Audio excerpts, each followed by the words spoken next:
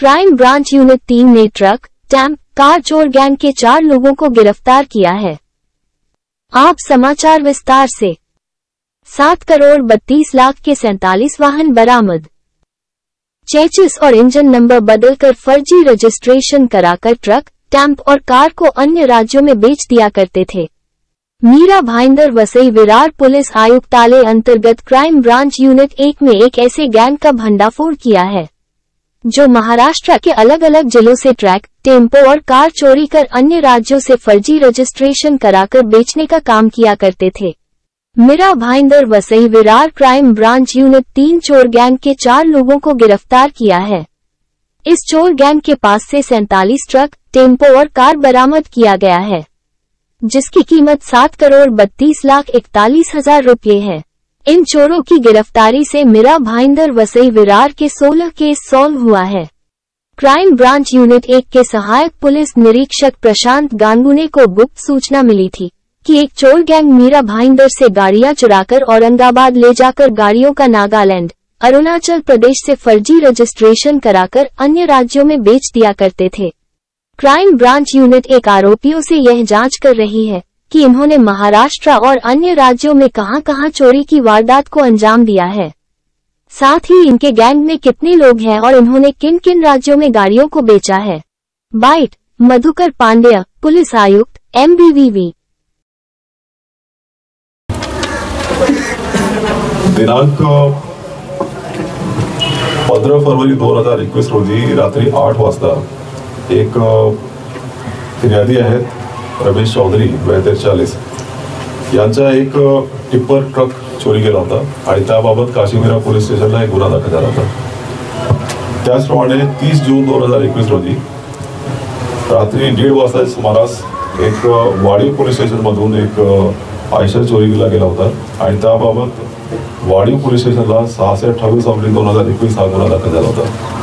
हे दोन्ही गुन्हे जे आहेत आपल्याकडे जरी सुमारे 2.5 वर्षापासून पेंडिंग जरी असले तरीही आपले जे जुने गुन्हे आहेत त्याच्यात आणि व्हेकल चोरीवाली जी गँग आहे त्या सगळ्यांचा छडा लावण्यासाठी आपण लोकांना सांगत होतो आणि त्याचप्रमाणे या प्रकरणामध्ये या दोन्ही गुन्ह्यामध्ये आपले लोक जे आहेत ते आपले अधिकारी आहेत ते माझ्यासोबतच आहेत।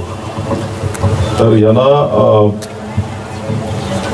काही यांनी जे जुने काही इतर महाराष्ट्रामध्ये इतर जिल्ह्यामध्ये जे काही लोकांचे रेकॉर्ड आहे त्याच्याबद्दल चौकशी केली आणि काही लोक टिप यांना मिळाली तर त्या टिपच्या अनुषंगाने यांनी एकूण 4 आरोपी जे आहेत त्यांना अटक केली।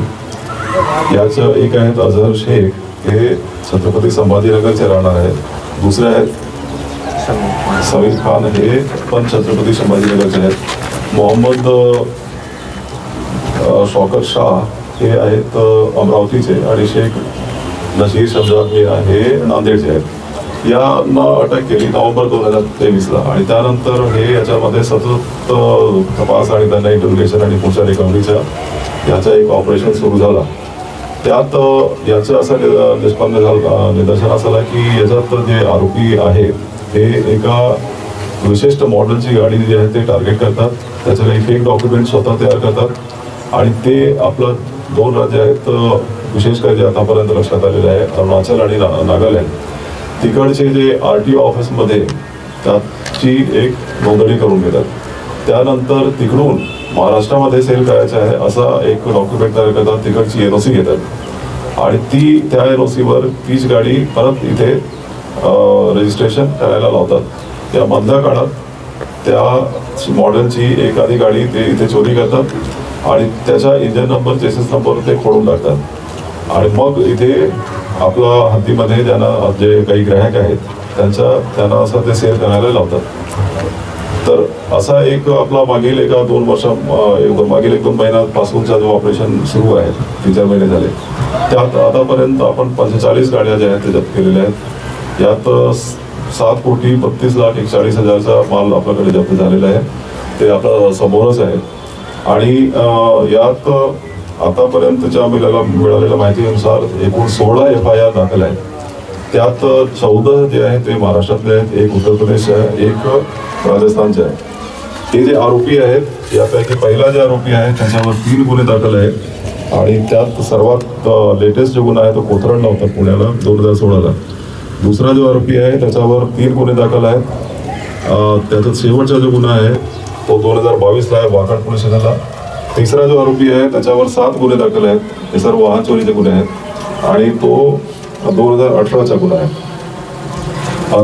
2018चा लेटेस्ट गुन्हा आहे. और चौथा जो आरोपी आहे त्याचा अजून काही आम्हाला रेकॉर्ड भेटलेलं नाही आहे, तर त्याबाबत आपण चौकशी करत आहोत. एकंदरीत हे अशा पद्धतीने एक मोठ्या प्रमाणात गाड्यांच्या स्पेशली हेवी व्हेकल चोरी करण्याचा आपला एक रॅकेट या ठिकाणी आम्ही उपस्थित करू शकलो आहे.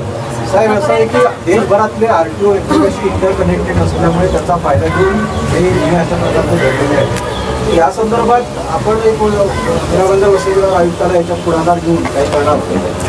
तर याच्यात आपण नक्कीच एकदा या तपासचे जे सर्व मुद्दे जेव्हा एकदा क्लोज झाले तर त्यानंतर त्याच्यात असा काही जे सिस्टमिक उणीवा जे काही आपल्याला लक्षात आलं किंवा निदर्शनास आलं ते सर्व आम्ही संबंधित करताना त्याचा अहवाल एक देणार आहोत. अधिकारी RTOचे अधिकारी यामध्ये इन्व्हॉल्व आहेत का? तर गाडीची पासिंग करताना गाडी समोर पाहिजे, गाडीची स्थिती बघितली जाते, त्यानंतर पासिंग घेतली. त्यामध्ये महाराष्ट्र आणि नागालँड अरुणाचल प्रदेश यांचा अधिकाऱ्यांचा इन्व्हॉल्वमेंट आहे. तो एक तपासाचा मुद्दा आहे, परंतु तो इन्व्हॉल्वमेंट आहे की सिस्टमिक गॅप आहे ते आपण तपासूया.